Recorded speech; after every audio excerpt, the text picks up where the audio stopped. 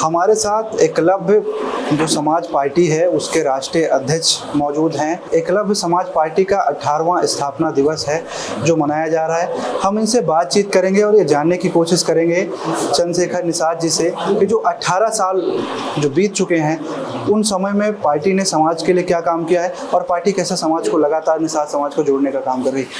कैसे जोड़ रहे हैं आप निषाद समाज को? देखिए, 13 सितंबर 2007 को पार्टी हमारी रजिस्टर्ड हुई थी दिल्ली से, और तब से उसके बाद से लगातार हम लोग चुनाव लड़ते चले आए हैं। और चूँकि हमारा भारतीय जनता पार्टी से गठबंधन भी है और गठबंधन में सीट तो बात हुई थी लेकिन सीट अभी हो नहीं पाई है। अभी उपचुनाव को भी लेकर भी कुछ वार्ता चल रही है, तो अगर संजय निषाद को सीट दी जाएगी तो एकलव्य समाज पार्टी को भी एक सीट दी जाएगी। आप निषाद वोट बैंक है, कहीं ना कहीं अब वो बड़ा निर्णायक वोट बैंक है।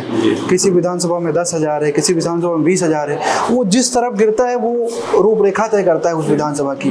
तो क्या उपचुनाव में या फिर 2027 का जो चुनाव होना है उसमें आप कैसे अपने आप को तैयार कर रहे हैं उसके लिए? देखिए, 2027 का जो चुनाव है और विधानसभा चुनाव 403 सीटों का होता है उत्तर प्रदेश में, जिसमें पूर्वांचल की जितनी भी सीटें हैं कम से कम मान चलिए 125 की लमसम सीटें जो हैं वो निषाद बाहुल सीटें हैं। तो निषाद बाहुल सीटें मान से कहीं पे 40,000, कहीं पे 50,000 की आबादी है, कहीं पे 30,000 की है। और इस बड़ी संख्या में जब निषाद समाज कहीं भी करवट लेता है तो सरकार उसी की बनती है। तो इसमें चाहे समाजवादी पार्टी हो, चाहे भारतीय जनता पार्टी हो, चाहे कांग्रेस हो, ये सभी लोग चाहते हैं कि समाज की राजनीति करते हैं निषाद समाज की, लेकिन निषाद समाज के लिए कोई काम नहीं करते हैं ये लोग। भाई, हमारा सबसे पुराना मुद्दा है आरक्षण का।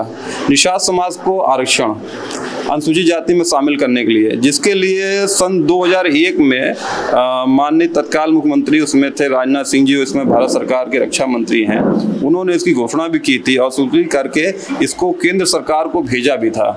लेकिन केंद्र सरकार को पता नहीं क्या बात है, अभी तो वो पेंडिंग पड़ा हुआ है।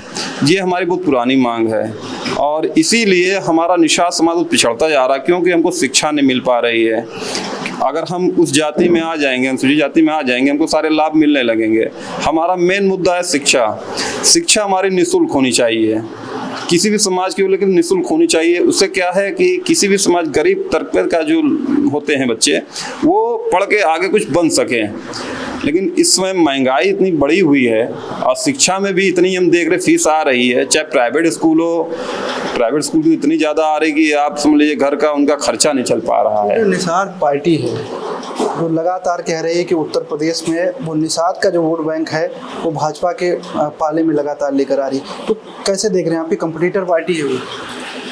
देखिए, निषाद समाज का वोट संजय निषाद जो कह रहे हैं कि भाजपा में लेके हम आ रहे हैं, तो उनको बता दें कि अगर निषाद समाज में एकलव्य समाज पार्टी अगर भारतीय जनता पार्टी के साथ ना हो अगर ना, तो हमें नहीं लगता है कि निषाद समाज उनकी बात मानेगी। उसका कारण ये है, इससे पहले ये इन्होंने एक रमादेवी मैदान में इन्होंने अपनी बहुत बड़ी जनसभा की थी, जिसमें निषादों से ये कहा गया था कि नहीं, आपको आरक्षण का अब यहाँ पे घोषणा होगी। लेकिन आरक्षण की घोषणा ना होके, और जिसमें अमित शाह जी गृह मंत्री जी भी आए थे, और वहाँ पे निषाद समाज द्वारा नाराजगी व्यक्त करते हुए कुर्सियाँ भी तोड़ी गई, जिसमें गृह मंत्री जी ने स्वयं संज्ञान लिया और पूछा इससे कि क्या मुद्दा है। लेकिन ये संजय निषाद जी ने उसमें भी थोड़ा सा गुमराह कर दिया। उसको अगर सही से बता देते कि नहीं, हम निषाद समाज को आरक्षण दिलाने के लिए यहाँ सबको एकत्रित किए हैं, अगर इसकी घोषणा आप कर देते तो ये ऐसा ना होता। लेकिन उन्होंने ऐसा कहा ही नहीं। एकलव्य समाज पार्टी है, उसके जो राष्ट्रीय अध्यक्ष है, इन्होंने बताया कि भविष्य में अगर हमें सरकार सीटें देती है तो हम दबे कुचले जो हमारे लोग हैं, जो हमारे कार्यकर्ता हैं, उनको टिकट देंगे और उनको आगे बढ़ाने का काम करेंगे। जो विपक्ष है वो लगातार आरोप लगाता है, लेकिन हमारा समुदाय जो है वो अभी भी दबा कुचला है, उसको आरक्षण देना चाहिए। ये इनके प्रमुख मुद्दे हैं।